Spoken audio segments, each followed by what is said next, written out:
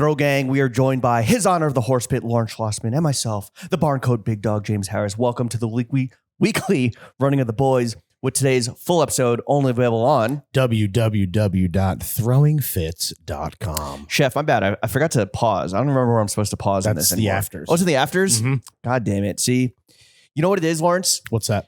I had my annual physical today. This isn't a track mark. I got about 2 pints of blood withdrawn because at my age now you got to start testing for testosterone. Sure. I had an EKG done for the first time ever. How was that? It's fine. It took like 5 seconds. Okay. But you just like take your shirt off and get like stickered. Mm-hmm. I have a buddy that is mad hairy and they had to like shave his chest. And then he Like a decided dog. to, yeah. And then so he had like little patches and then he decided to just shave his whole Ooh. shit. But he's like still has like crazy hairy shoulders, hairy back, hairy arms. So he just looked fucking weird. Business in the front, party in the back. When did you get your results? I don't know. I'll definitely share them. Fuck HIPAA. Fuck ICE. Fuck HIPAA. Yeah, right. But no, so in that order. I had to fast, right? So I couldn't have my coffee this morning. Oh, So I'm just in a fog. you're discombobulated. Yeah. Thankfully, there's a Gregory's right next door. Shout out Greg. Got hit with a 20-ounce cold brew and a peanut butter banana bite right after. What are your delicious. expectations for your tea levels? Low? Real low. Certain people consider us a low tea pod, considering our political beliefs. Yeah. And Which we're gonna get into. endorsements. Yeah. But yeah, so apologies, Chef Mhm. and Lawrence and the audience at home for being in such a dismal cranial state. Also, it's like shitty out. At least you have an excuse, dude. When I fuck up, I have just no excuse. Though, speaking of tea levels, your boy has been in the gym consistently. Okay. So is your tea up? I think my tea is way up. I'm feeling a high tea as fuck, dude. You tossing plates? What are you doing? Yeah, you know it, dude. Hot girl walks and tossing plates. Best of both worlds. Okay. Well, you're doing like the incline treadmill. Yep. Oh, And shit. that's I like that shit because it's just uninterrupted TV viewing on your phone. well, we'll talk about it, but I've been just locking in with Turnstile. Like the music. while walking. Briskly, yes. Okay. And then so it's a half-hour cardio up top and then hitting the plates. Word. All right. Well, before we get into TF entering the political arena, menswear, Twitter drama, and potential deportations, and the best and worst concerts of 2025 as experienced by your boys. Mm-hmm. God, that was a bad one. Fuck you, Wayne. Let's get into a fit check. Okay. On the feet, as mentioned, or teased, I guess, I have on vintage Gucci Horsebit loafers. I have on Manresa socks. The double knees are Eckhouse Lotta. Shout out Mike and Zoe. I don't know what the audience's expectation is of the best and brightest that Eckhouse Lotta has to offer, but damn, dude, I know you got the jeans. I got the double knees. These pants are incredible. Oh, I've been Eckhouse pants That's right. evangelist for a minute. And boots and sunnies. Yeah. But I think that they, in some ways, like they have really made a name for themselves in denim. Yeah. I'm glad that you're on board. Yeah, Yeah, dude. they fucking smack it out the park every time. Happy to fucking be here. now Mike Carhartts are has- canceled until further notice. Now Mike, aka My Gay Lobster, has the matching red hair to your shirt to match his username too. Oh, okay. Username, Yeah, what do you username, right? That's a term. IG handle. Yeah, handle. That's like, yo, what's your what's your IG handle? That's just what you just. Yesterday I was at a Yankee game and some guy was like Dr. Taco. And I'm Yeah. like, what's up, man? Hey, dude, I'm a real person, and my name is James. And my testosterone is low. Would you rather be Jimmy or Dr. Taco? Jimmy, And is James number one since it is your? call me whatever you want. Yeah, it's not like you and I are out here introducing ourselves as our IG I am handles. Dr. Taco. Which I guess is like I've seen it memed. I guess that's like a fuck boy, like at a party or a club, like an asshole guy that you want to stay away from, regardless of whether you're looking to fuck or befriend. Either way, if someone introduces themselves by their IG handle, red flag. I think that's Yeah. pretty well established across the board. Okay, Absolument. moving on up. The beater is Cortez. The red shirt. So this is red, not pink, right? That's what it's a washed red, but Yeah, it's given J. Crew Chambray, the 2010. I have on a vintage Armani jeans red chambray shirt that is 1000% giving the proto menswear grail that was the J. Crew red chambray. And in Never owned one. I'd like to say on the record, never owned one. in an alternate timeline, you'd be wearing that chambray 15 years ago, and then you'd be getting deported by JD Vance for your tweets. Jesus Christ. Who was vice president 15 years ago? 20. So Biden. Obama. Oh my God. No. Fucking Byron again strikes again, dude. Up top, I got on a Sorbora's ball cap. The shades are somebody's. Rolling on the wrist, wedding ring on the finger, wave on the pinky chrome. On the other hand, the draws are Skims, sipping on a hydro flask full of Lower East Side's finest. The Zins are Cool Mint. James. Byron. What did you wear today, bro? Byron. On the Byron big dogs are Rear X Solomon XA mid GTX boots, looking like I'm about to fucking about to break up a protest. yeah, burn a Waymo taxi. I mean, if there was, You're saying I look like the National Guard, not like yeah, a protester. no, I guess like there is a crossover. I'm ready to put a fucking traffic cone over a tear gas canister and douse that shit with water. I'm ready to fill a water balloon with water, used engine oil, and sand. Okay.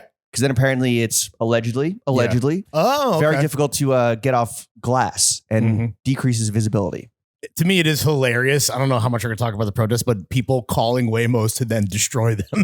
Oh, really? That's so sick. Yeah, dude. The I don't know if it was the National Guard or I think it was the LAPD was trying to get Waymo to shut down the app in LA because so many Waymos were. Oh, they did. Yeah, because they're being ordered to be destroyed. That's fire. Yeah, dude. Fuck AI. That's AI, right? A Waymo. Technically, yeah. Yes. What is that? Autonomous driving is artificial intelligence, right? Autistic driving, yeah. Yeah. The crossover between protesters and the forces, I feel like is in this kind of tactical footwear. Yeah, so you could be either. So you're in the middle, just like Derek Guy, which we'll get to. I had these on ice for like almost a year, and then I busted them out to wear on our Zoran pod with shorts. Because that's a trend I'm seeing this summer. Big shorts, big boots. I've been there, bro, with the Prada. But what was I going to say? And then like, I think I was out after or just later that night. Still, no, I wasn't wearing them, but I was like, I got a StockX notification that I'd sold them. So then I then had to. Damn, you were playing both sides. I had to cancel the order. Well, I forgot that they were listed, so I had to cancel the order. Got charged $15. So burn the Waymos, burn the StockX. The socks are, I don't know what they are. Manresa. The jeans, Throwing Fits 360. Tasty. Yeah. If you're not going to be in Eckhouse Law to buy a pair of these on Grailed. 3-season pant. Big jean. No belt. The shirt is Palace X Ralph Lauren. Classic. The first Ralph collaboration of all time. Remember the whole gray t-shirt drama that we had on the pod with Corey Stokes. Huh? Corey Stokes. Corey Stowe. Oh my! The previous podcast. He called me out for wearing a gray Our Legacy tee, and he's like, "It's giving Jim." Yeah, like what? And like, I was like, "That's my name, first of all." And I guess the another knock against gray is that like if you're a sweaty boy, it's going to show the sweat. Yeah. Then Liana put out a column where I'm sure it was well received, as all her stuff is, where it's like she likes the nasty, freaky nature of seeing like the sweat. Right. And Rode just dropped for men a literally glazing spray. So well, that's still like get like real dewy. Yeah, but is dewy not like on the road to sweaty?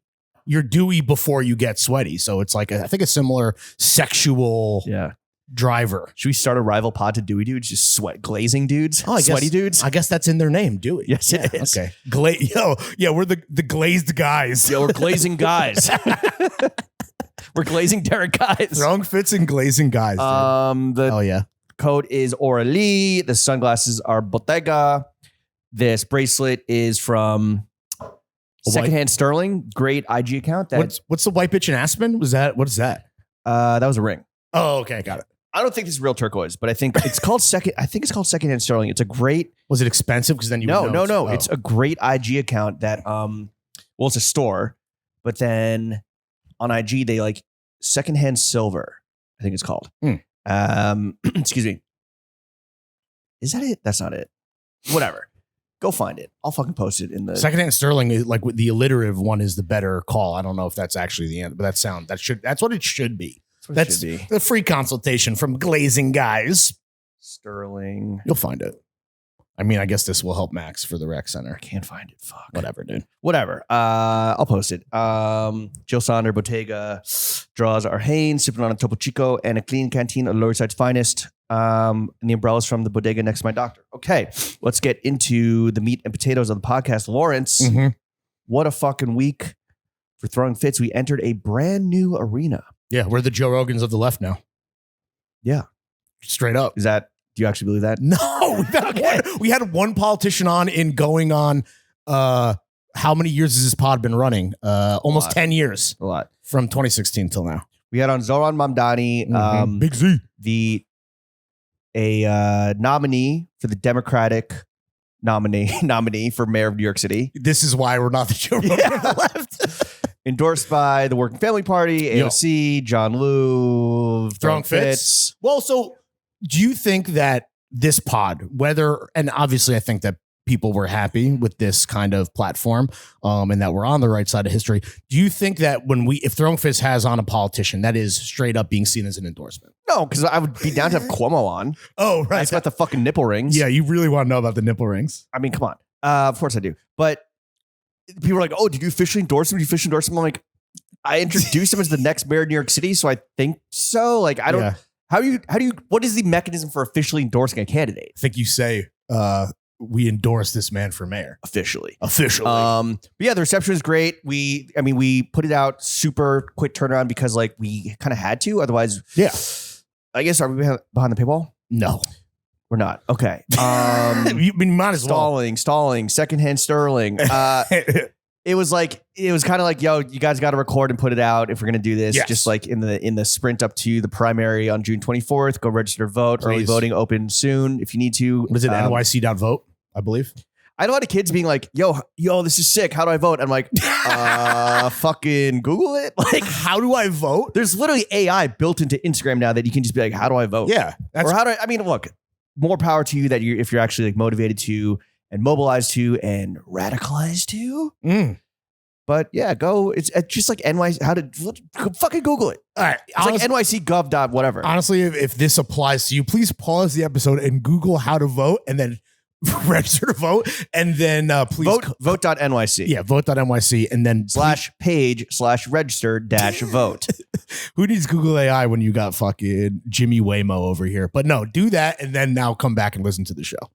Yeah. Welcome back. Yeah. No, it's cool that we have a younger audience. Obviously, our number one market is NYC. I thought it was an amazing get. And Big Shisha himself came through and was like exactly the kind of guy, selfishly, that like I wanted him to be, not just as a podcast guest, but what is seemingly like a self-aware, kind man. I don't know. That's what I want in my politician. I actually listened back. I never listened back to her episode. Wow. Back. Yeah, What's the review? It was a shorty. It was like, kind of like in the spirit of a Friday Fiasco, just a quick shorty. He is very good at being a politician. Is that a compliment or is that is that a double-edged sword? It depends what your intentions behind it. I'm saying that given all his like inexperience and like young age, I think it's a good thing. Where he was, because like I've been if you watch like all his other shit where he's on like Good Morning America or like Wake Up with Joe or whatever the fuck those Morning Joe shits are, he kind of has like his talking points that he's like hammering home. Yeah. And you asked a follow-up question like, does Andrew Cuomo deserve a second chance?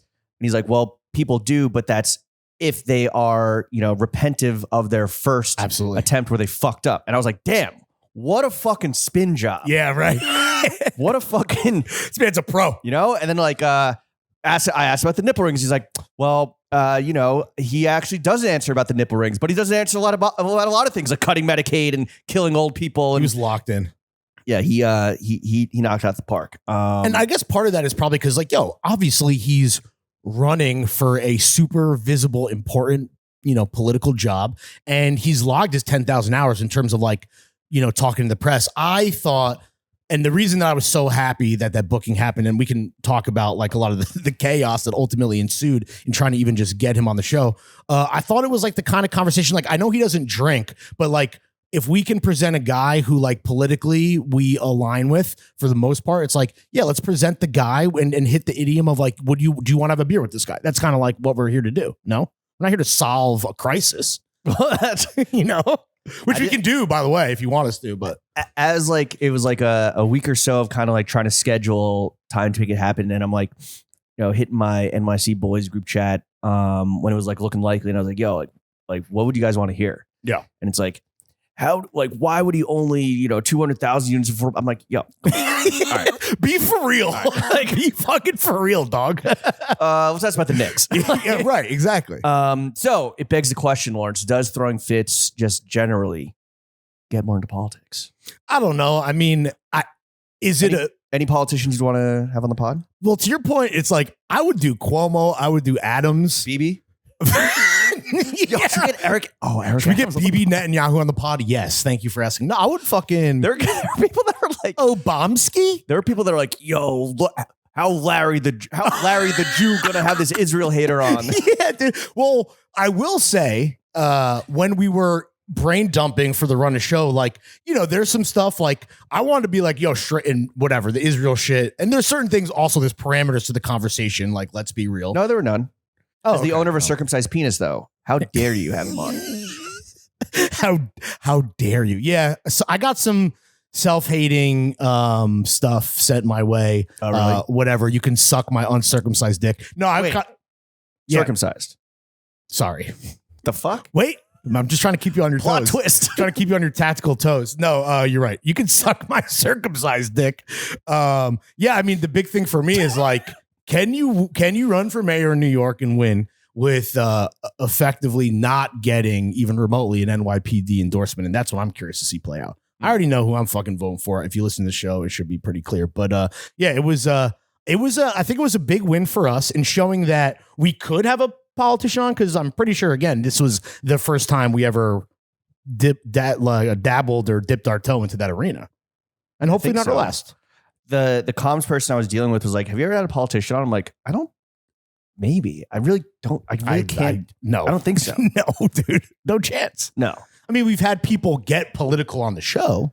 Yeah, because and she was asking me this because we were going, there's a lot of, in the 20 hours of the turnaround, there was a lot of back and forth on just the mechanics of getting it live. And it was interesting to see just kind of, going from dealing with people that are mainly in the worlds of entertainment, sports, film, music, fashion, but then politics where the stakes are much higher. And yes, they are more so playing 4D chess where it's all right, it's not about how I'm going to come off. It's more about how are my opponents going to try and take whatever I put out there and use as ammo against me. Yeah. So it's multiple 2 or 3 levels more than just how do I come off looking like the message that I want to deliver and looking the best that I can. It's also how can I not give my opponents ammo to fucking sink my ship. Hopefully coming on Throwing Fits is not the ammo that Cuomo needs, just straight up. And I wouldn't mind being drawn into though a nice little fucking beef or conflict. Listen, I was not confident, or I was so it felt great wrapping that episode. You bounced home right away. I stuck around because they took a call next door with a church in Harlem. Yeah. And it's funny because I'm half listening to what I can hear next door, half just chatting with the comms person and doing work here. And it's funny, he goes from, ranked choice nipple rings versus roaches. And the next story he's here's the thing about NYCHA. And it's real issues, real actual issues, that the majority or a lot of New Yorkers have to deal with, not just fucking being a chill guy. But with that said, he did a very succinct job of laying out his platform and the main tenets that he's running on in terms of free buses, child health, universal child care, and then obviously just making the city cheaper, which I think is affordable. Excuse me. What's cheaper is the wrong word to use, obviously. I think so. I mean, I think affordability is the platform. Okay. Affordability. Either way, I was this is fucking shit that applies to everyone who listens that at least lives in New York. For sure. But I'm saying so, I was kind of ready to be that was amazing. A feather in TF's cap. But then I was oh shit, it's not actually a done sealed job until it's actually live. True. So later that night, we kind of had our own separate nights. I was at a event at Colbo. for the launch pop-up of a really great brand, Henry NYC. The designer was formerly at The Row, and it definitely shows in these like cashmere blend, some like full cashmere, some like cotton cashmere blends, knits, like unisex stuff that is fucking really tasty. Agreed. It was in the dumper a few weeks or months ago, but I think that they are like fully pushing it now with their second collection. Friend of the pod, Oliver from Bernie's, photographed the first collection. Yeah, they had a Colbo pop-up over the weekend, but I think that, they are definitely live on the site right now. Go pick that shit up. It is in a delicious. post-Gabagool core world where like knit polos for the most part got torched, even though like I hate being this guy, but got torched by fucking Murray Hill mouth breathers. This is like the tasteful, and I wouldn't say this is like quiet luxury because it's just like luxurious, fairly affordable, good shit. And it is like, I think the next logical step for like the listeners of the show looking for knits, knit polos, etc. These delicious blends are on the fucking menu, folks. Yeah, and if you want to like understand what the difference is between different types of cashmere, go to Dye Workwear's Twitter before it gets scrubbed from the internet. I think they're just trying to deport him. I don't think they're trying to ban him from the platform. Maybe that's how Elon gets back into Trump's good graces. Oh my God, dude. Rally around our common enemy, Derek Guy. All right, we'll break down the beef in a second. So you're at the Henry like a good small New York City brand that like did the whole Colbo pop-up thing. But I'm telling you, it is fucking good shit. I got a little V-neck navy joint on the way. For all those for those cool, breezy summer nights. Are you going tits out with the V-neck or are you going to wear an undershirt? I might do the thing where I like bring it to the beach where it's like you stay at the beach until like 5 or 6 and it gets a little cold and you just throw it on like as the sun's setting. Hell yeah. You know? That's a good call. I like to go with my Martine Rose mule loafers. That you finally get those? I did. Oh, yeah. They're arriving tomorrow. I can't fucking Hell wait. yeah, I cannot wait. Bring it to Jamaica. Look like a bullet unk. A big stepper in fucking Jamaica, dude. Yeah. Those are ridiculous. I can't wait. And then after that, I went to the Byline 2-year anniversary, and like the whole time, I'm starting to get like some texts from the comments, people like, "Hey, like, do you think that like maybe with the intro you could like not use this line about like sucking cock?" And I'm like, "Sure, yeah, I'll take out whatever. Just like let me know." Right? Because their whole reasoning is like, we don't want, and I don't think I'm like exposing any fucking state secrets here, but like we don't want the Post or whoever to get a hold of like, seemingly or not seemingly offensive language, that like our boy is yucking Zoran it up is like loving and laughing at. And maybe you didn't even understand that, like, tell big business to suck his dick, that ZZ Top. Maybe that didn't even like register with his, in the moment. Well, he was too busy trying to solve like affordable housing crises. Yeah. I wonder if some of these double and evil and even triple entendres kind of went over the comms team's head because, like you said, they're so focused on other more pressing and important issues. But yeah, based on what I think you're going to say with another line, the confusion with behind it getting cut, it makes me think that they kind of like missed it. Yeah, they're like we're like not really. Well, the particular sensitivities around the fact that they just locked in the AOC endorsement, which massive.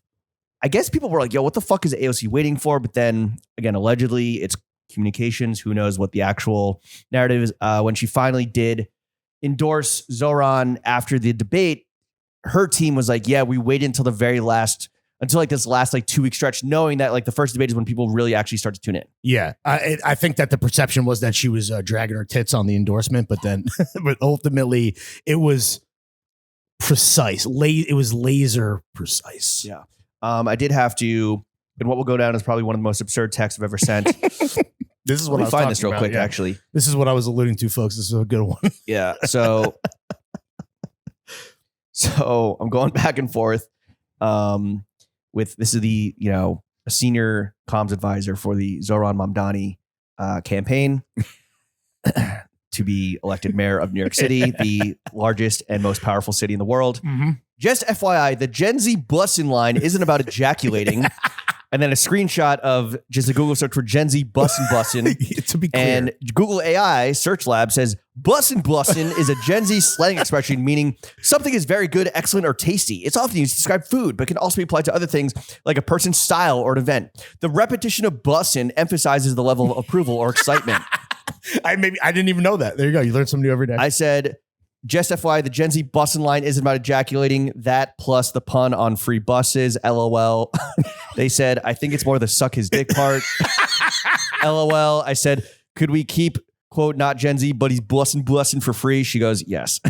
Yeah. When we I say, cool, thanks. when we say bussin', we're not talking about ejaculation. However, your ejaculation per that definition could be bussin'. It could be a great, delicious bust. Yo, But- babe, your bust was bussin'. Exactly, dude. Those ropes were bussin'. That has 1000% been uttered with complete sincerity, by the way, at some point. Babe, your ropes are so bussin'. Yeah. That was not the case in terms of your Zoran intro. And also, I wonder if people think it's crazy or like kind of, I don't know, not fucked up of us, but like the fact that we would remove stuff for a guest, like that's our kind of company line. Yeah. We want the guests to be happy. We want them to have a great time to promote this show. And if things need to come out for whatever reason, we're going to take them out of the episode. I hope no one here thinks we're actually capital J journalists. No. We're here for a good time, not a long time. Zero guys. integrity. Zero. Someone did say, and not that like I expect, not that I like care, but someone did say, oh shit, no D's nuts lines. I don't know if I'm a vote. And I was like, uh-oh. What's happening to this country? I believe. What are we doing here, folks? What were the, You're not gonna read anything that, because by the way, maybe there was a D's nuts line as per usual. maybe there were two of them. Maybe there were two, and maybe both of them were asked to be removed. I was also like, yo, he was throwing shots at Cuomo in the pod. I'm like, yo, bro, chill. He went hard. I was like, chill, bro. They're gonna fucking your swag too hard. Like they're gonna fucking gas too loud. They're gonna kill you, bro. Yeah. Chill, big sheesh. No, I mean that's like and I wish we had more time. Like you said, he's a busy guy. He had the fucking church call immediately after we wrapped. When he was leaving, he did. Can I say this? He was like, Sure. he was impressed with my zinning. Or He's like, God damn, those are some big MGs. no, And as Big Sheesh, he knows, tobacco count. yeah, for sure. He's I'm saying he's a zinner. No, he's not He's like Zins, all right. Zins, huh? Cool. He did use a zin pun that I wanted to remember. Like a Oh fuck! not what like a was it? Hans Zimmer, but like something like that. I can't remember what he said, but it was but yeah, he immediately thanked us, dapped us up, and then just went right next door and took his call with the church in Harlem. But yeah, that was What if Ian Isaiah was on the call? I'm sick definitely someone that Ian Isaiah knows without a doubt. for sure. Not saying that all black people know each other. It's just that obviously, if you listen to the Ian Isaiah pod, you will know that the church was very formative for him, and he is still a active participant. Wish we had more time. Understand why we didn't. Ultimately, dude, that's like maybe I'm biased, but trying to remove myself, even though I did not go back and listen like you and watch any game tape or listen to game tape. That's like a 10 out of 10 appearance. I'm like I hope, and if one person listened and was like, "Yo, I get it. I see why I should Google how to vote," and they did it, then I'm like happy. And if that's an endorsement and that's not what you want to hear, you can go ahead and fucking cancel your subscription like 3 people did. Yeah. Because Oh, really? they were really mad. They were mad that we had on Big Sheesh. Oh well, next week Greta Thunberg. No, but Once we actually, break her out. let's What? say who we got. Oh yeah, next week. Go ahead. We have Academy Award and Grammy Award nominee John C. Reilly. Did we just become best friends? Motherfucking Dewey Cox. Yeah. My Motherfucking. favorite John C. Reilly. Do we talk about this do we do this in the afters? I was lamenting the fact that I fucked up a couple references in the pod in trying to be like a hardo about movies. But I mean, the number one is, I think everyone is Step Brothers, but yo, he's in Boogie Nights. He's in Magnolia.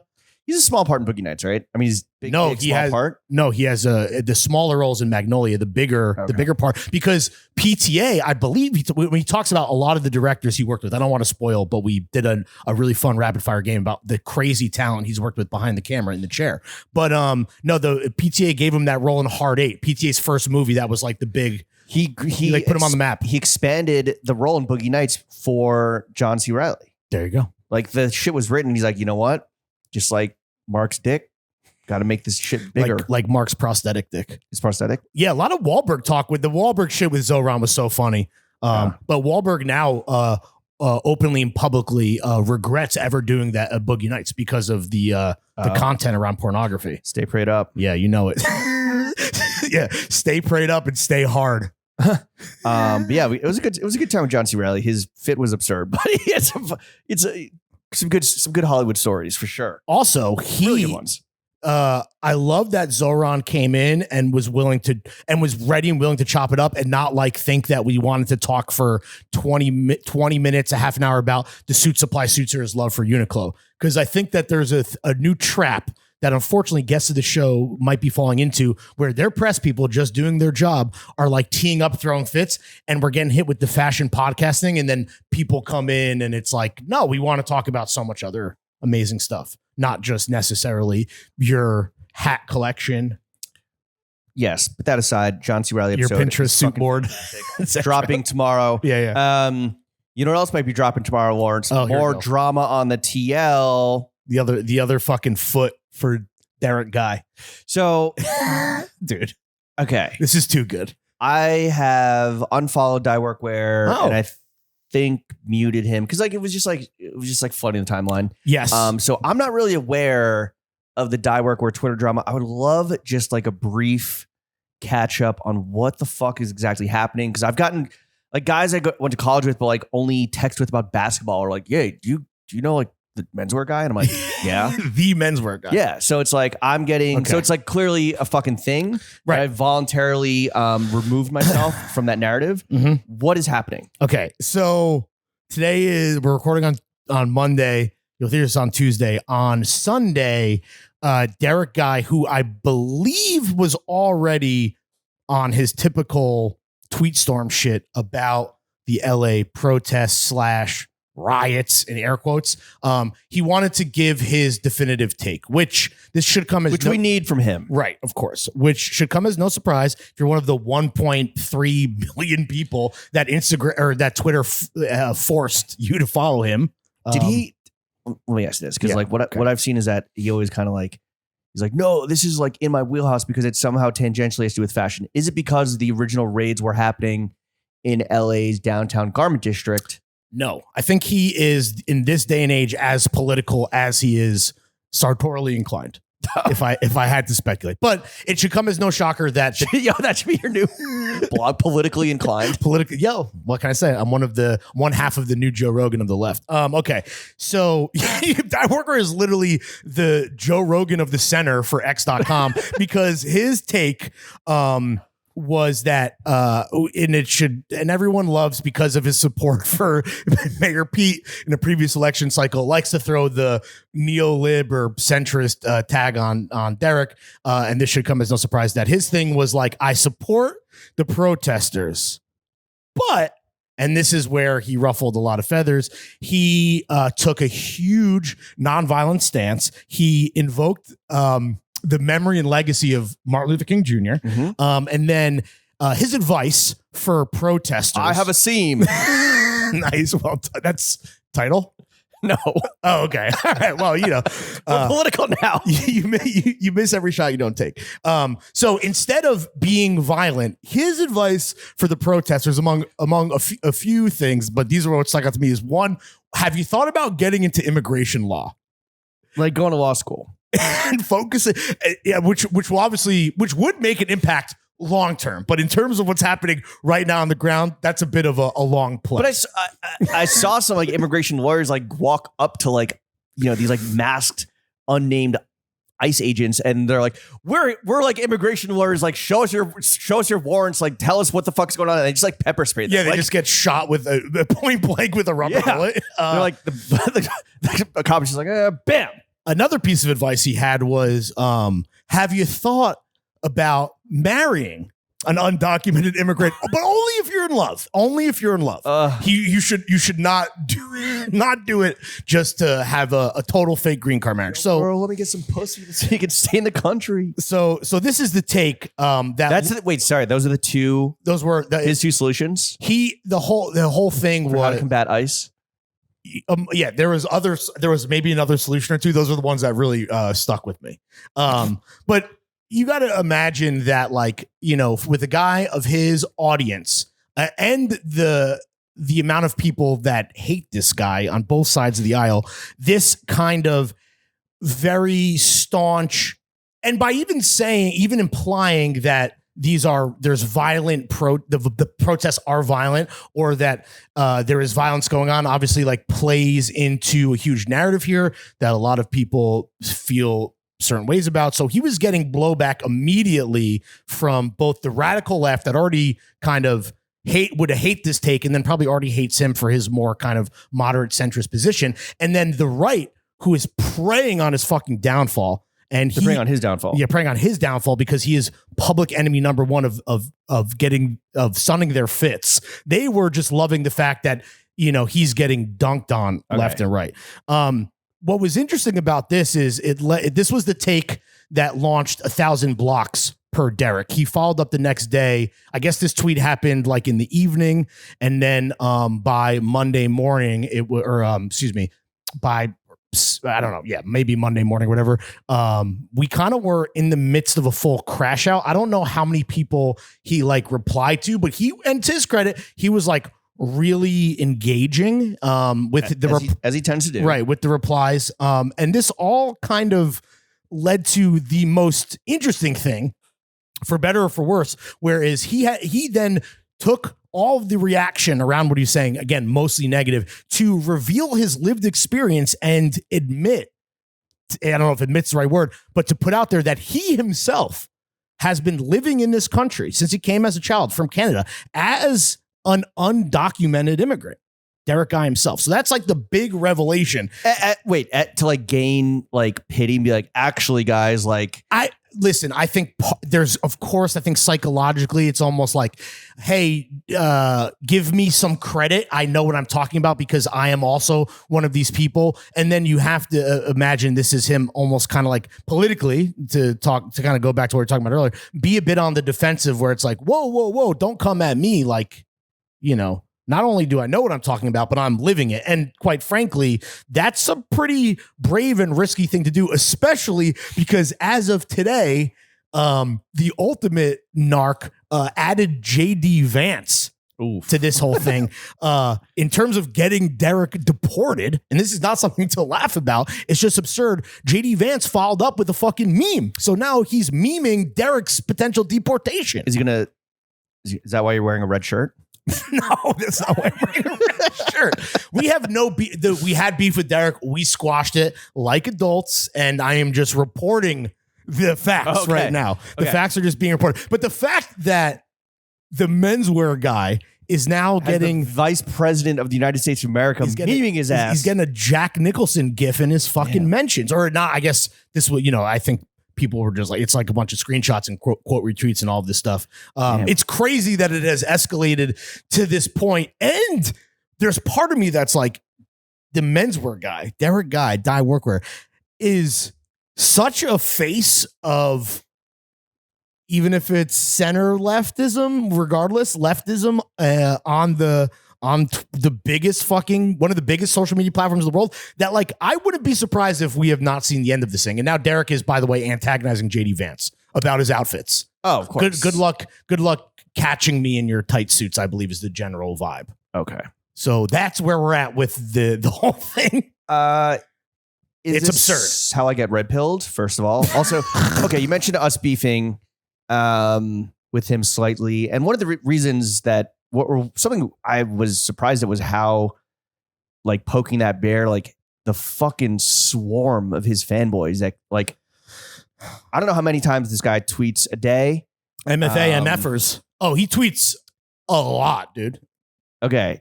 I think he's ChatGPT says Derek Guy posts about 5 tweets or replies per day. That's according a lot. to Public Analytics. On his busiest day, June 5th of this year. That's got to be Trump Elon. He posted 271 times. Brother, you gotta, I don't say touch grass because I hate that. You gotta touch grass, dog. You gotta log off. That's too many.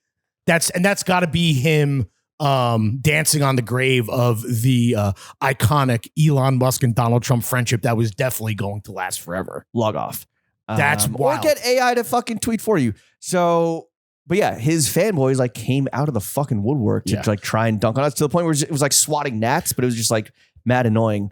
I think How did his fans react? Like, does he have defenders swarming to his defense? Yeah, I think in a situation like this, like either there were people not coming to his defense or anyone coming to his defense, it wasn't getting amplified. It was, and again, that's I think why you could say that he truly kind of crashed out and then ultimately felt compelled to reveal what could potentially be extremely detrimental information about himself, even though, like, again, good luck deporting a man whose real name has never been put out there ever, or a picture. So it's, for all we know, you know, he's there's a team behind I work He's with. got to go fight an ice agent at Uniqlo. Nah, but it really wasn't people defending him. It was everybody else dunking on him. Mm.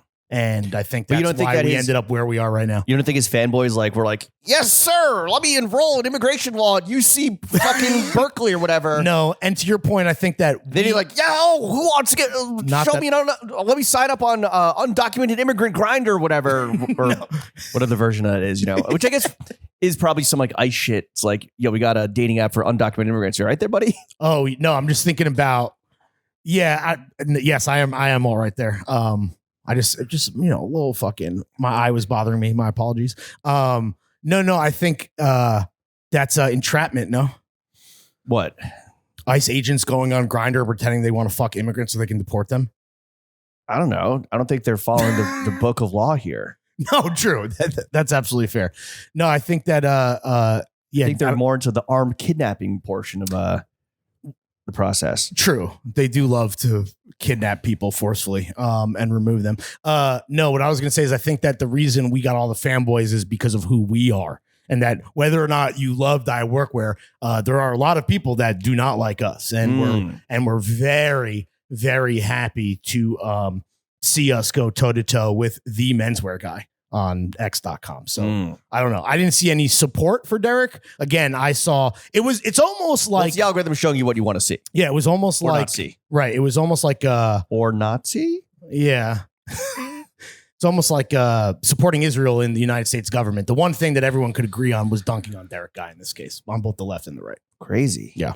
Wild It's stuff. crazy that the second most powerful person in the world, ostensibly, politically speaking, JD Vance, I guess has like the nuclear codes, right? Is fucking memeing. He's a heartbeat away from the presidency. He's one Big Mac. He's one filet fish away from the presidency. He's memeing And, deporting Derek Guy. That's where we're at, people. It's fucking insane. It's a crazy timeline. And also it's like, yo, JD Vance, get off X.com. Don't you have better shit to do? No, he doesn't. Because I know doesn't. I know Derek doesn't. Hence, you know, why he's the king of Damn, bro. Twitter. But If my son was on Twitter memeing Derek Guy, I'd be on fucking Oxys too.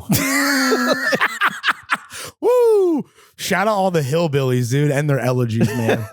Come on. Okay, now. let's get off politics for a Sorry, second. sorry. Let's get cultural real quick. You went to the cultural event of the month, Did of I? the summer. I don't know. This is some fucking, Yeah. right? Felt like it. Yeah. Okay. Our boy Nick was in town, Mhm.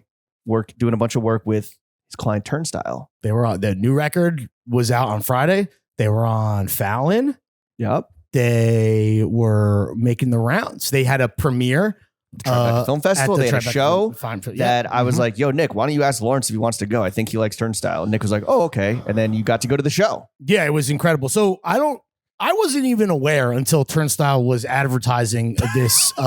No, I wasn't even aware of this venue Oh. under the It's like 5 blocks from where I live. because I drive on the Kosciuszko Bridge. I literally It's Googled how to pronounce 1,000% pronounced Kajuko. Are you sure? Because I Googled it. And Google AI said Kosciuszko. There was a fucking kid on my high school baseball team who had this name.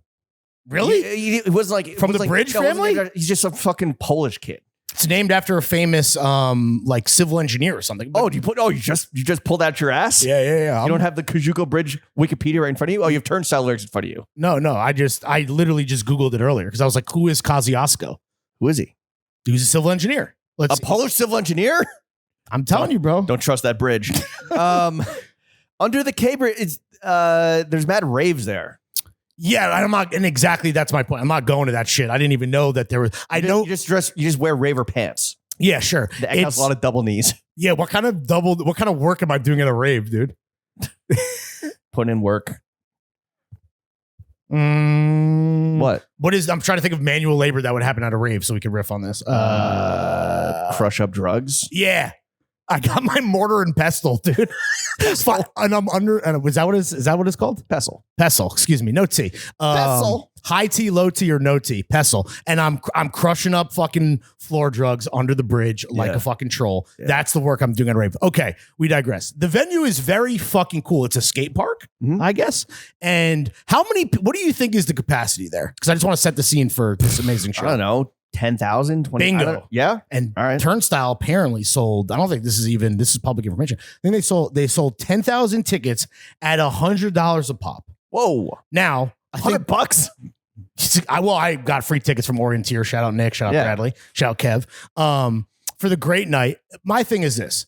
There are a lot of hardcore fans that I think are split on Turnstile because they are now just a rock band on the cusp. While they obviously on the cusp of what? The genre of hardcore, on the cusp of like fame, superstardom. Okay, and superstardom. I think there was some expectation that maybe, depending on obviously the competition, maybe this record could go number one. Okay, considering how far they've come from the previous record, Glow On, which was awesome. And I think that Turnstile and a lot of people at the show, the crowd, even myself included, are there for like the decidedly like non-hardcore, more like just anthemic rock songs with big choruses. And that shit that I think that they're a great band. I think they have a great ethos where like, I think that whatever you think of happening at a hardcore show with like, you know, the male physical aggression and the pit and all that stuff, what I think is appealing about Turnstile is not only because they can dabble in other genres of more popular music,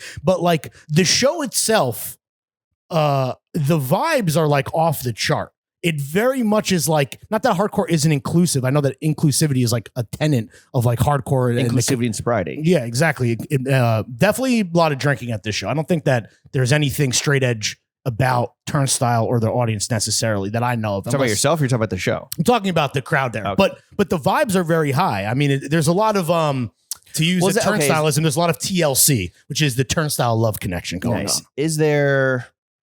Am I just making this up? Like, because I saw a few tweets where it's like, is this even a fucking hardcore album? Yeah. And then it's like, does it even fucking matter? That's my thing. I'm like, who gives a fuck, dude? Do you go to hardcore shows? No. That's as much as in the past I was an emo, screamo, punk, post-punk guy. Not a huge hardcore guy. Dick Sucking Ron went, and I don't know if you saw him, but he hurt his back. No. Was he in the pit? I don't think he was in the pit, but I don't know. He and two other buddies, like, Turnstile's like, for at least one of them, like their favorite band.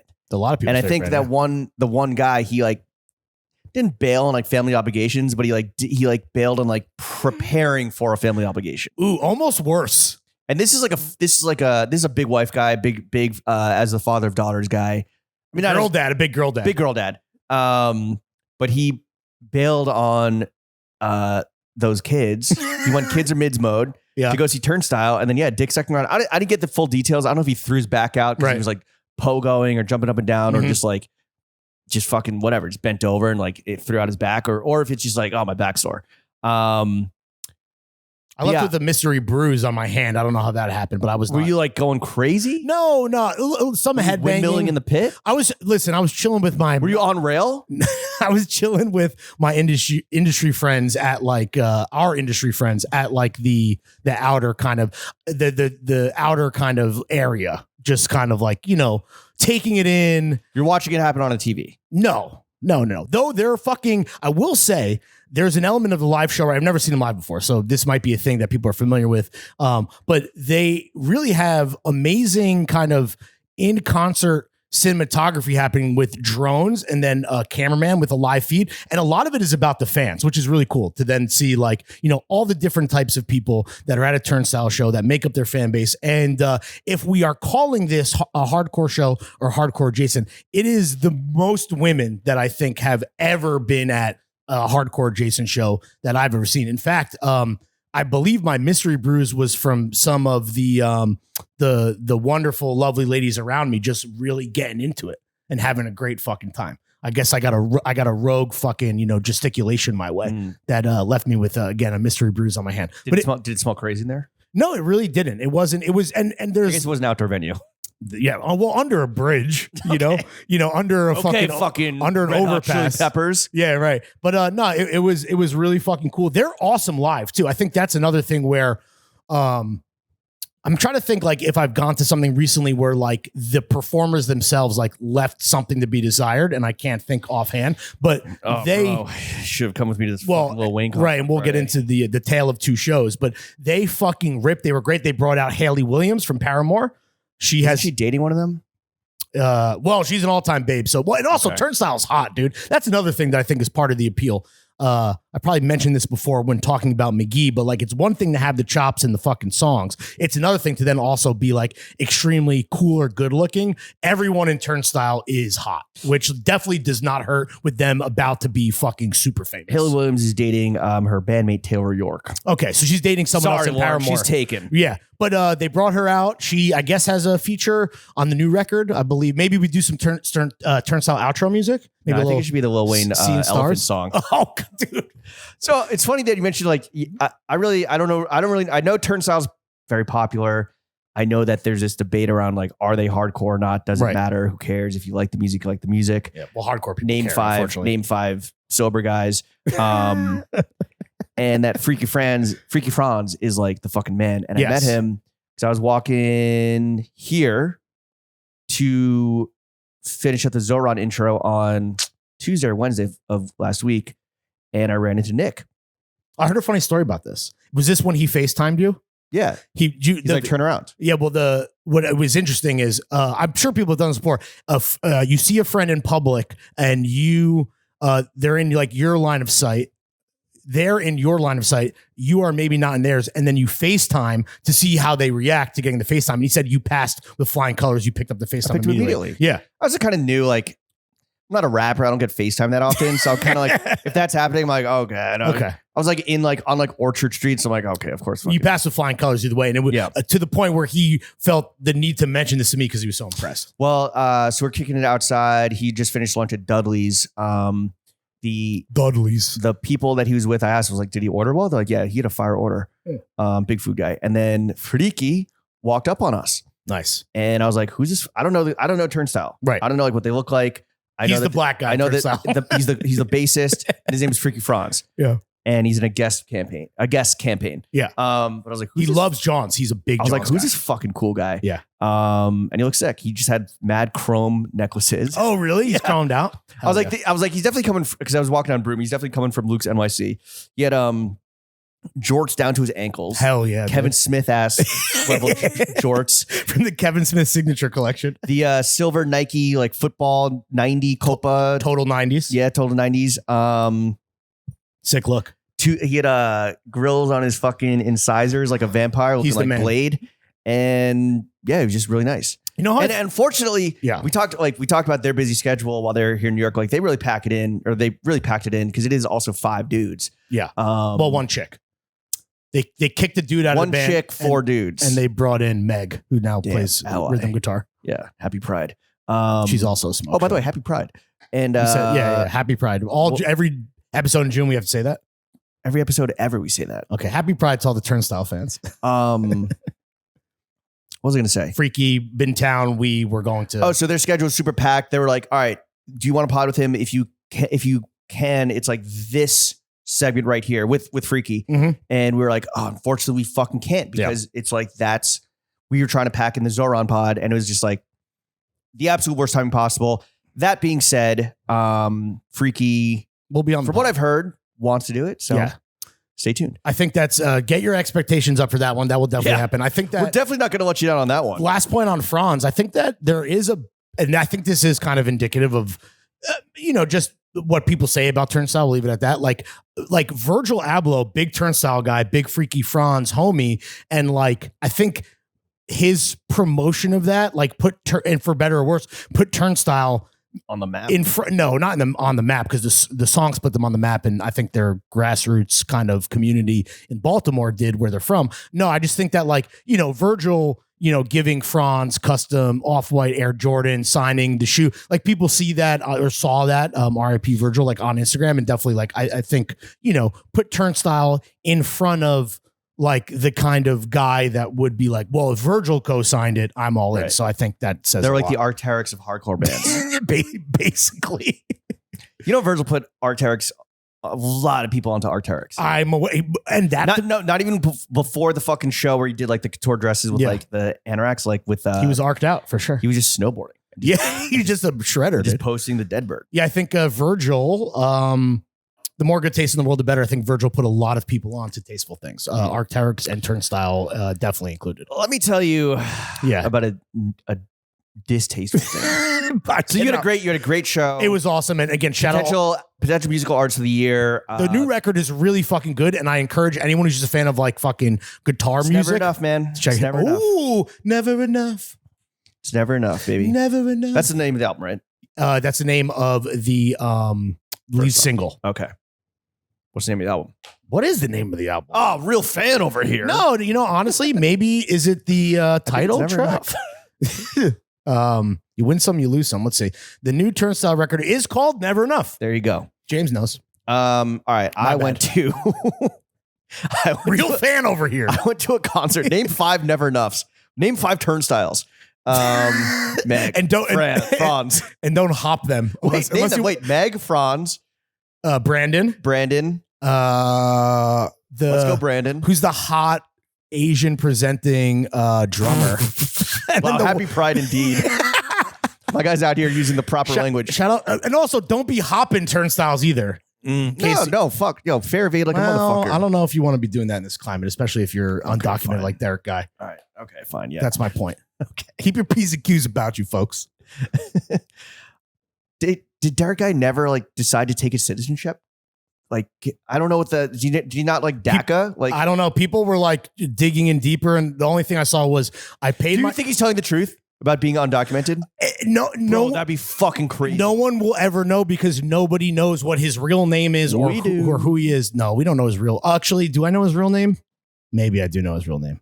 Whatever. Anyway, he's like, because then people were like, well, how as a undocumented person do you even feel to comment on this from the perspective of like an American citizen? And he was like, while I am still undocumented and while I have never voted, because he can't vote, he's like, I have paid my taxes. So that was in terms of like the next layer as this fucking tale unfolds. That was the information that at least I saw. Does he ever? I feel like in his tweets he talks about like traveling to like different like tailors and like in like London and Italy. Yeah, I don't know. If you travel, you need internationally, you need a passport. Oh, maybe somebody married him because they were in love with him. That's my favorite. It was married, but if you're in love. Only if you love them. Only if you're in love. Don't do it for the pussy. Yo, that undocumented grippy hits different. Undocumented grippy, is that the episode title? Undocumented, no, it's not. Undocumented grippy hits diffy. Title. No. I have a seam is good. That's fair. Okay, fine. Yeah, thank you. But you got to write in the MLK accent. Asterisk extremely MLK voice. I have a seam. What is he singing? I guess he kind of. That's how he's like he's ovulating. You know, that's why he's such a good orator. He's ovulating. Yes, he was ovulating. Oh my god, dude! Okay, I went to the worst. Wayne, bro. I went to the worst fucking concert I've ever been to. Hell I think. When you take all things into account, it was the okay. Lil Wayne dropped Carter 6 on this past Friday. There was no information on it like leading into it. There are like rumors swirling. Can't imagine why. There were like rumors swirling. It was like he had done some press where he was like this man is like James Harden, like he doesn't have internet. Yeah. He like didn't know that like Kanye went off the rails or something. There's also something. Oh, he didn't know Watch the Throne happened. What? I didn't Lil Wayne did not know that Watch the Throne happened. He didn't know that Watch the Throne was which was like 13 years ago. Yeah, 2012. Yeah. So he's been offline since 2013. Derek Guy should learn a thing or two from Lil Wayne, from Wheezy, from Tunchi. Tunchi. All right. So Carter's. So I bought tickets with my boy Anoop and his homie and that homie's girlfriend. We went in on tickets because Lil Wayne was like, "Yo, Carter 6 concert, Madison Square Garden Friday night." We're like, "Fuck yeah, Of course. Why not? of course." How bad could this be? How bad could this be? Take my money. Mhm. Yeah, I'll spend more than I would be comfortable spending on a normal ticket. Oh, how can I say? If turnstile tickets are $100, how much were Lil Wayne Carter 6 tickets? I mean, at it MSG? depends where you were sitting. Okay, well, where trying to you were think. sitting. Hold Is on, it- let me look at my Venmo. Oh God. If it's over, so is it going to be over under Oh, no. 250? What did Oh, you no. pay? I want to know. 250? You paid less than 250, right? Oh no. You know what? No, come on, How bro. can you put a price on a car wreck? on fun and enjoyment? How or much what did you what spend? What you think will be that? Oh my God. You're that embarrassed you don't even say out loud. It's not about the number. You know, I was like, It is you know if what? you're a Carter album if title. this is what I hope it is, it's Lil Wayne, right? He's gonna fucking die soon. I paid big money to see him. Like, Okay. come on, bro. Trust me. After seeing this, he is Swiss cheese brain. Okay. I paid a lot of money, I think 2 summers ago to see him. I sat like 6th row at the Apollo to Mhm, see him. I remember And that venue, that was fucking sick. Great show. Great show. Right. I remember talking Except about when he brought out his like YM Young Money, whatever, CB, YMCB. YMCMB. There's like a little like I think there's a kid named like Jersey Mike. it. That man is a fucking hoagie on the Like mic. Lil Wayne white rapper This signing. motherfucker is a sandwich. Drizzy P. Okay. It's not. So he's not Drake, but he's Drizzy P. And they're trying Wait, to. is it Drizzy P? I think it's Drizzy P. It's not Jersey Mike. Yo, there should be a rapper named Jersey Mike. That'd be so Yo, sick. it's Drizzy P. Look at Drizzy P. Just Oh, a little no. ass white boy Damn, dude. with the fucking Nav Caesar. He signed to Jersey Young Mike Money. said you can fucking get these bars Mike's way. But yo, Drizzy P was so bad that on night 2 of the Apollo, we know on night 1, on night 2 of the Apollo, Lil Wayne, I think, ended the concert. He's like, yo, if you're not fucking with my like record label signees, like I'm not fucking with y'all. And he ended the concert. Damn. Because people are like, yo, get Drizzy P the fuck out of here. We're not here to see Drizzy P. Send Drizzy P back to Jersey, B. All right, so Send Mike back to Jersey. So spent a lot of money on this show because again, I was like, this is gonna be worth it. This is gonna be fucking awesome. One of the last times I'll ever see Lil Wayne live at MSG. Mhm. Big hip hop moment. Sure. Caught up in like the whirlwind of like, this is gonna be sick. Carter 6, are you fucking shitting me? Did you particularly like the Carter 5? No. Because necessarily. 4 is where it Rank your Carters real quick. 2 We're going 2's 1. 2 is 1. 1 is 2. Whoa, 2 is 1? 2 is 1. 1 is 2. damn. 3 is 3. And then we're done. Okay. And it's then Well, 6 is 6. but clearly from what I've listened to. All right, so Carter 6 drops. I don't like to listen to rap before noon. That's Interesting. just kind of like a personal rule of mine. okay. Not personal rule, but just like, it's like I don't like to watch TV during the day. Bit racist. I don't like to watch TV during the day. I don't listen to rap. I need to like wake up to like very chill, like To spike soft- fuck. What? To spike fuck. No, to like 60s, like ska. The specials? The A24 Classic, the last black band in San Francisco. Yes. I thought you were going to say you're familiar with 824 Records because they have a. Oh, that's right. They just had their first signee. Congrats to all our friends at 824 on the record label. I like to listen to a radio station that's like started by like based off that title song. Okay.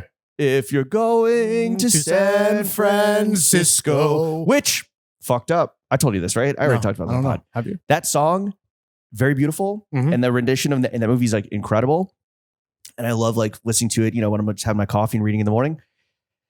That song was created by an ad agency to market a music festival in San Francisco in like the 60s. So on some off the strength of Woodstock. So it is some like capitalist shit. Don Draper shit. Exactly. So that's the outro music? Sure. Okay. Anyway, so my boy that I'm going with, and Asher with the Big Hog, who's also a huge Carter fan. Normally, their traditions, they stay up on the night of the Carter drops and they listen to it until like 2 a.m. and they're just like texting each other They're about it. still doing that? No, they couldn't do it because they're old now. Well, but the But- fact that they did that for 4 and 5 is disappointing. Yeah, and they like bought the merch that says like, you know, like bundle? the Cactus Plant flea market merch. They bought the bundle, dude. Oh no. All right, so they're texting about it. And I'm like, yo, this is fucking terrible. This is embarrassing. It's really bad. This is a giant steaming turd times 6. So I don't listen to it until I'm like looking at Ticketmaster. I'm like, I want to bail. Was the show presented as like he's doing all the songs from the Carter 6 or any hits or? The show was billed as like a celebration of Carter 6, and then the tour that he announced that morning, Thursday night or Friday morning, was like a celebration of the Carter series. Oh, nice. Okay. So we're like mad shook because we're like, is this? Let's talk about the album real quick. All right, starts off like kind of decent, like the first song, and then it's just like. It's like you're reverse engineering trying to make music that like the next Fast and Furious movie will use as it's like outro or trailer music. It is such fucking hot dog shit. There's a song with Bono, right? There's an emo acoustic song that he performed. There's an interpolation of Island in the Sun by Weezer. Fire. You like that? There's an LL Cool J sample. Like it is... It's crazy. Horrific. It's crazy bad. It is. It really is like the opposite of what you hoped. It's literally the opposite of what you wanted it to be. It's like the album that nobody asked for in every single fucking sense of it. The beats sound crazy cheap and generic. And like it's honestly, it's flat. It's straight up flabbergasting, whether you're a fan of Wayne or not, because like he is. Okay, he might not be like, he's not Jay-Z level, I think, in the zeitgeist, but like Lil Wayne is still Lil Wayne. Like, how not much anymore? Not anymore to me. No, well, Lil Wayne and Delta. Yeah. And somebody asked me, yo, how does this album like pass muster? How does it like get to the point where they like the label doesn't like push back? I'm like, yo, and I guess, you know, related to kind of a lot of the clip talk that we had last week, it's like no one at the label is there to give creative feedback. They are a marketing machine, right? And here's the thing is that like, if Lil Wayne's not putting out music, no one's making money. If Lil Wayne's putting out music, regardless of how fucking terrible it is, like you're going to see this, you know, in the background of like Target commercials and next year's like NBA, or you might see this like the NBA finals, like outro music as it cuts commercial. Probably. You might have the fucking Republican Party take the elephant song. Trump is a peanut and I got it in my trunk or whatever the fuck. Action Bronson famously once said in rap that there's no pension. And it's like, yeah, I mean, listen, you don't want to tell an artist of this caliber to retire, but it's like at a certain point, hang up making new music, performing your incredible discography, sure. But it's like in terms of making new music, there's gotta be a cutoff. I mean, I don't know how old Wayne is, 50. Should we make Congress and hip hop have age limits? I mean, I think you. He's 42. Do. What? That is because he got started so young. That's right. Lost his virginity when he was like 12. He's effectively the same age. Someone was making this point. I forget who it was. He's effectively the same age as Drake, but is like a generation before him. Crazy. He's 42. He's younger than Pusha T. Yeah, that's. He was a fucking phenom. Hot Boys. But okay, so drop it like it's hot. In terms of like the label, like allowing this to go again, they're not there to give creative feedback, right? Clearly, not. I don't know who, like artists, you need to have like people that to give you constructive criticism and shit. But like he 1000% does not have that. So the show got rid of them. So like. The label is just there to be like, yes, fire. This is fucking gas, bro. I smell a Grammy. Like, let's get this out there. I smell a Grammy. Because also, like, their jobs don't exist unless there's music to produce and to push and market. Right. So, like, the label will push and market bullshit because it'll make money no matter what. Yeah. Even if it is like, someone's like, this is the first time I've seen the timeline this universally. Unified since Derek Guy got canceled. Yeah. I mean, I saw a guy that I used to work with in music. He was in like the Vippy area. Like I could see him and I FaceTimed him and he picked up. So he passed the test. Oh, wow. Pass mustard. But then we're just texting and I'm like, yo, is this the worst album of all time? He's like, I had to straight up lie to the man's face. Damn. He's like, this is fucking terrible. But I had to like, so that's just what it is, right? If you work in like the industry label, like you're not there to give creative artistic feedback. You're just there to like give money and make money. Loan money to the artists and they make money off their fucking dog shit work. Yep. The show itself. Oh, the highlight of the show. Please tell me. There's got to be one. The highlight of the show was actually the meal that Anoop and I had beforehand. There's a brand new steakhouse attached to MSG called the Dynamo Room. Oh, big recommend for your pre-Knicks, pre-Rangers, pre-concert meal with your boys. It's fucking massive. It's in a brand new like wing on the stadium on like 33rd Street in the new like Knicks like fan zone. okay. That like Vornado Realty Trust is like trying to turn into like a residential neighborhood.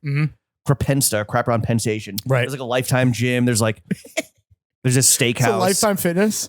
Yeah, the steakhouse is pretty fucking fire. And it was filling up with just like people that were like getting food before the Wayne concert. Is that too heavy of a meal to eat before, presumably, like, you know, popping out and seeing fucking Wheezy F Baby? We got the decal cut, which is the cap of the ribeye. So it's actually pretty small. Okay. And amazing shrimp cocktail. Incredible. Not the biggest prawns, but like super girthy and super sweet. It's not the biggest, but like there's girth there. Yeah. Guys, so. The clam and leek toast. Oh my God, bro. I could have had fucking 6 of those. Clam toast is. Have you ever had bad? I guess you could have bad clam toast, but Could have had a baker's dozen of those. So tell me about the show itself. The show was horrible. I mean, honestly, we were looking at like Ticketmaster like sales of what we could offload the tickets for. No one wanted to go. Was it sold out? I think probably technically, but like we're sitting there, we get there like I think we said like doors at 7. There's no opener, like Wayne at 8. So we're like there, we're fucking sitting around, like it's so empty. We're like, yo, is it just gonna be this empty the whole time, or is it people are just like getting drinks, like you know, having some libations before sitting down? But like it was fucking slow, and we were so bored. And like there's a DJ who then like just left. I think I'm done. I think they saw how few people were sitting in the garden and how many empty seats were visible, and they're like, "Yo, like we can't go on." Right. So I must have sat there for like 2 hours. Are you serious? He came on at 10? I think it started at 10 o'clock. Holy shit! Yeah, it was like 10 to like 11 something. He's notoriously, I know rapper time is like a thing and quasi racist. Every time that I've seen Wayne, 2 or 3 times now, he's been like crazy late. And this is even at the peak of like, I saw him at, you know, Carter 3 peak. I saw him mixtape peak. Like he's always been late, but 2 hours is crazy. Yeah. I mean, I don't know like what the schedule time was, but also it's MSG, so like they have curfews and shit, but it was bleak. How long was the set? Like a little over an hour.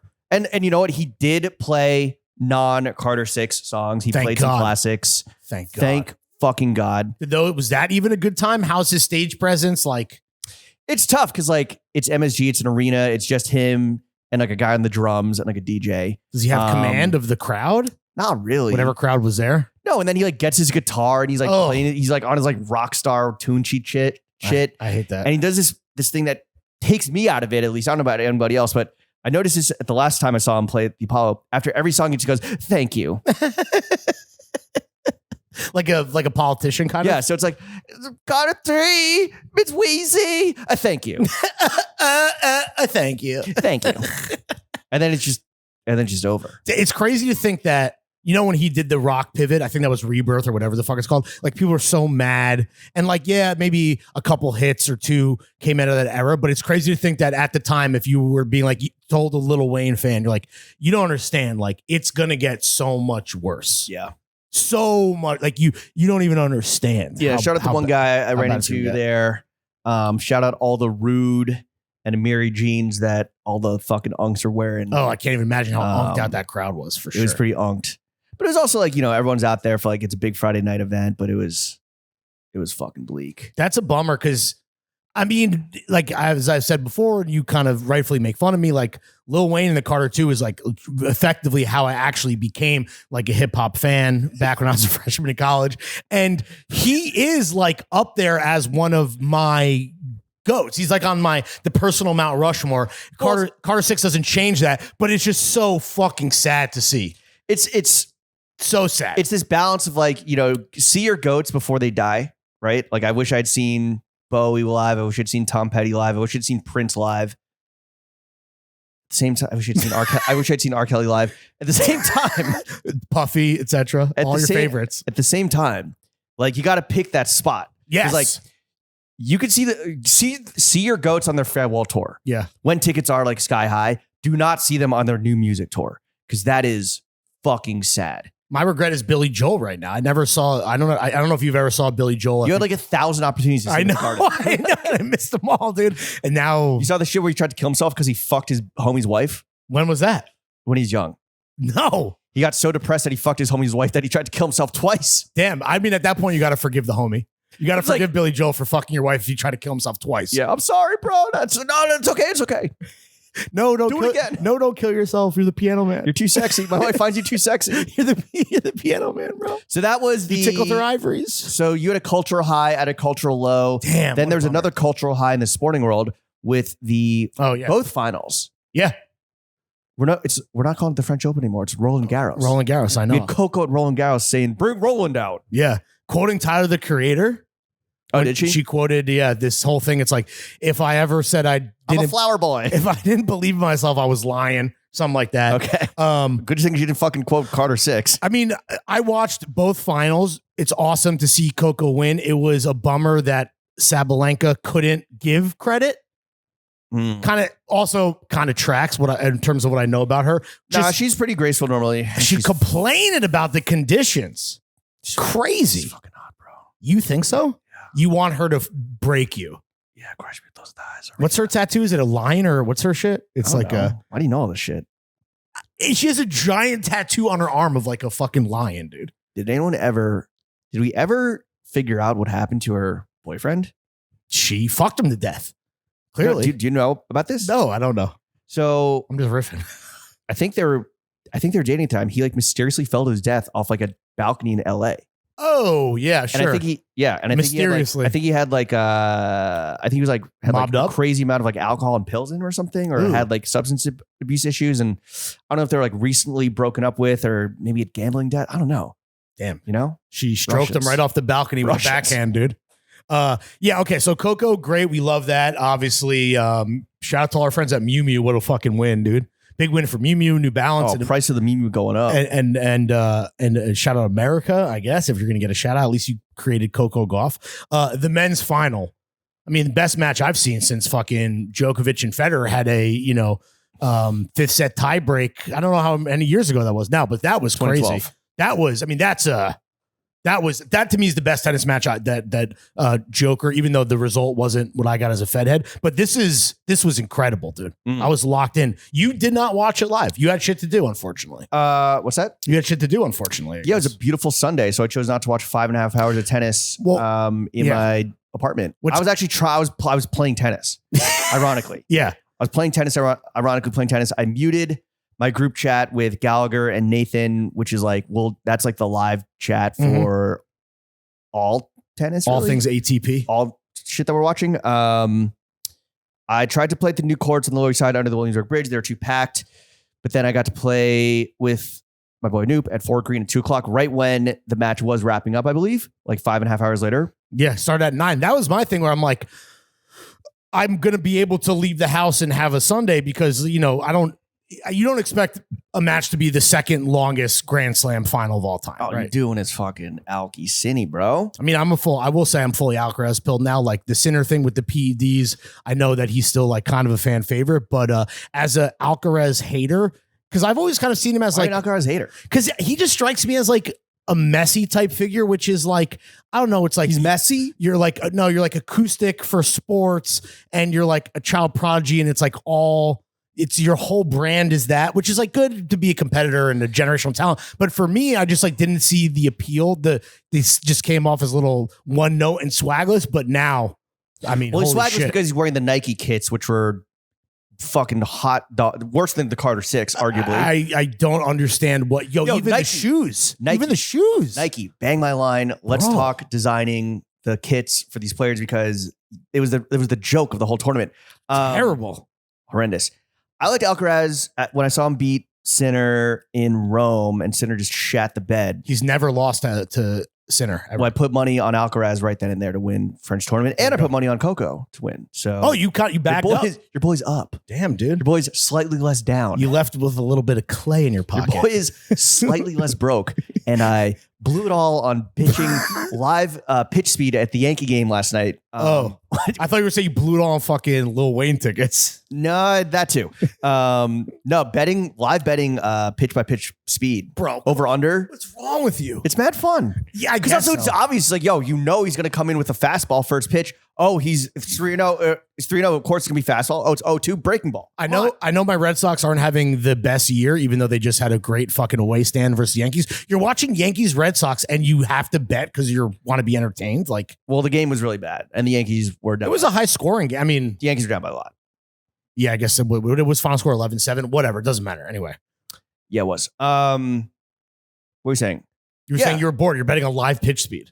Yeah, I think that it's a nice way to spice up a baseball game. Do you have any other tips on improving the watching experience of baseball? Funny you should ask. Yeah.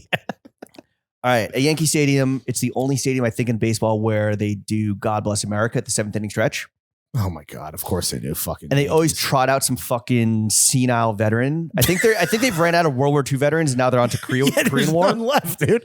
I saw a World War II veteran when I went to a game in April. It's And fucking he's crazy. and guess what? As of today, June 8th, that man is dead. Yeah. I saw him at the Carter 6 show. It is a Amiri's. All right. If you trot out a fucking veteran and, Sammy Reese was at the game and he said he got admonished for not standing during God Bless America. Good for Sammy. By an off-duty cop. Good for Sammy, Yeah. dude. I was doing the Trump dance. I was jerking off two. You're penises jerking off two penises to YMCA. to the YMCA. All right. Happy Pride. If you trot out a veteran to fucking, as his jingoistic, like military salute all troops bullshit, Mm-hmm. the veteran has to sing the song. The veteran has to sing God Bless America. You can't bring him out to just be a trophy. Because they're like standing, they're like shaking, they're like, oh, please, shining sea. And they're like off because they're on the big screen and it's a recording. Right, of course. You gotta have the veteran has to sing the song. That'd be tight because then you could bet on the vet singing the song live on Yeah. FanDuel. Okay. Well, you Dude. can on length of national anthem. Right, exactly. But it would be funnier if that is a old decrepit veteran. Right. Versus whoever the fuck else is. Yeah, Whatever they're getting country fucking- music stars on a press junket. Yeah, they're getting, they're getting like PTSD flashbacks when there's like a Korean pitcher on the mound or something, So Jesus Christ. so that's one. Okay. Speaking of the Jumbotron, I think that you should be able to bid on getting on the Jumbotron. Not just getting a message up there, which you can do. You can pay for that. You're getting your face up there. Yeah. Like live bidding, like They should do that. So it's just like, biggest bid gets like, the prime placement on like the flex cam or the kiss cam or whatever. FlexCam, by the way, is awesome. Do all teams do that? No, that's pretty you should be able to bet on the great train race, the BD or the 4, for sure. which it's always been the B, but the fix is in. It's been the 4 the last 2 games. Just FYI for my real train heads out there, train money getters, For our real autistic listeners. my money train heads. Yeah. Oh, dude, I don't know if this is all stadiums or Yankee Stadium. I know I complain about this is some real old head shit, but like there is music between every pitch. Even with the pitch count? So it's like a snippet. Yeah, to the point where it's like 7 Nation Army or like Fiend. And it just stops. One fake Mink song? Yeah. Yeah. Totally. Or like, I think there should be I think there should be less music. Like it is blasting EDM constantly. Like every 30 seconds is fucking very disorienting. I wonder what the players think about that. It's got to be, do you think it's distracting them or you think they're a lot? Well, it's like It's baseball after all. like the guy in charge of it is like, make some noise. And it's like, bro, it's 0-1, 1 out. There's no one on base. This is not the time to be making noise. Yeah. When there's runners on like second and third, Sure. 2 outs. Yeah. Make some noise. Maybe drop some Fiend then and like get the crowd going. But it's like, make some noise. Bah, bah, bah, bah, bah, bah, bah. And it's like, there's nothing happening. ball one. Yeah. It's 1-1. It's the 3rd inning. That's pretty fucking obnoxious for sure. Yeah. And that's every pitch. So I think That's that there should be a night where it's like 1930s night or something. Well, not in like the bad way with like segregated seats or anything, but like no electronic. They had electricity back then. No like LED screens. No like the announcer's just like a guy with a bullhorn. This is like the Field of Dreams game that they do type. Yeah, shit. but like no music. yeah. Because I'm literally trying to chat with my homies. Because I think going to see a game, great way to hang out with the boys. Absolutely. I wonder Put if- down 2 dogs. Just had one Australian tall boy. I could not talk to my friends because it was so fucking loud. I think that might be because of the pitch count and because the games are faster. I wonder if the powers that be that like handle this stuff at the stadium are not trying to cram in as much as they can because there's 2 hours, right? I think it's also like they see the excitement of like the NBA fan experience. They're trying to make baseball younger and more like You're right. fun. But that's not like, I mean, shout out to baseball for trying, but like that in terms of the stadiums and holding up their end of whatever bargain to like get, Gen Z excited, like, yeah, blasting Fiend every other fucking pitch is Right. not the move. Here's how to get Gen Z exciting. Make live gambling better. How would you do that? I don't know. Figure it out. They're not the commissioner. Figure it out. So you're betting and you're like, this could be a more seamless experience. Yes. Okay. You want the thing where it's like betting on heart rates of players, like that shit? No, well, it's you see the heart rate so that can inform you. Like, it's his heart rate's information. up. He's definitely going fastball inside or whatever. So you want more information. You want to. Well, with the pitch clock, it was tough to bet on like pitch speed because like DraftKings like buries the pitch by pitch live betting. Okay, last one Okay. is everyone gets like the batting helmet full of like chicken tenders and fries and shit and like a giant thing of popcorn and like stadium nachos and stuff. There's so much leftover food that like sometimes all I want is like one tendy.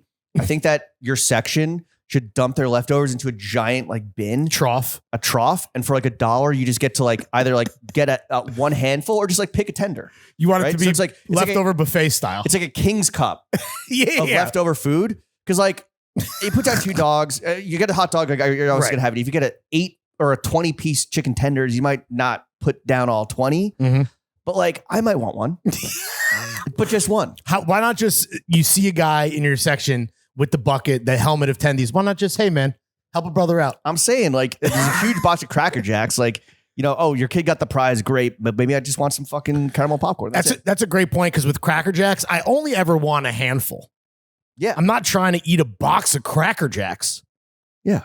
What am I, So- Oliver Twist? Get out of here, dude. Exactly. So King's Cup with everyone's leftover food. It's kind of like the old timey thing where they put the dregs of everyone's drink in like a giant jug, and for a penny you take a pull.